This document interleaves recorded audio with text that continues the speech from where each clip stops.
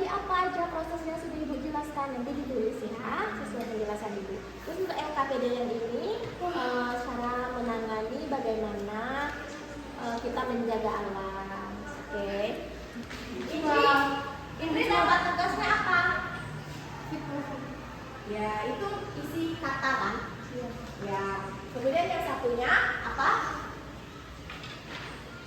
Ini dampaknya, Bu. Oke, dampak dari hubungan manusia dan alam. Oke. Di sini silakan Indri jelaskan. Di sini Indri dapat ini ya, soal isi kata ya. Coba jawab yang nomor 1 Indri. Proses ketika uap air yang naik ke atmosfer berubah menjadi titik-titik air disebut Kondensasi. iya. Tepuk tangan anak-anak. Oke. Jadi seperti itu ya. Ini nanti Ibu koreksi apakah ada yang salah, ada yang betul. Terima kasih Indri.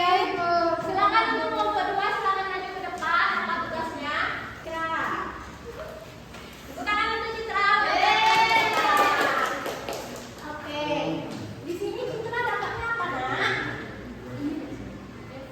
Tuliskan penjelasan singkat tentang tahapan siklus air. Di sini untuk Citra berbeda ya. Di sini ada gambarnya.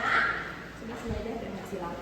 Oke, di sini ada gambarnya. Ini sudah ditulis sama kelompok Citra. Apa aja tahapannya? Coba bacakan yang pertama aja Citra. Evaporasi. Ada evaporasi yang menjelaskan proses penguapan air dari permukaan air ke udara melalui panas matahari. Tepuk tangan. Betul ya.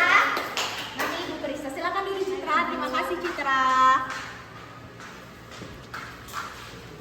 Jadi anak-anak, Ibu rasa kalian sudah paham tentang siklus air. Nah, walaupun siklus air di bumi tetap terjadi terus-menerus, tetapi kita sebagai manusia harus menjadi manusia yang bijak dalam menggunakan air. Jangan membuang air sembarangan, manfaatkan air sebaik mungkin demi keberlangsungan hidup yang akan datang. Oke?